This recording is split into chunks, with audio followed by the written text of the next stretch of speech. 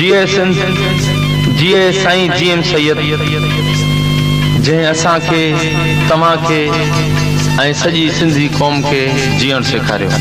मुंहिंजा भाइरो, असांखे पंहिंजे कामेड़ दोस्तनि ते फ़ख़ुरु आहे जेकी झुरी सघनि था पर झुकी नथा सघनि।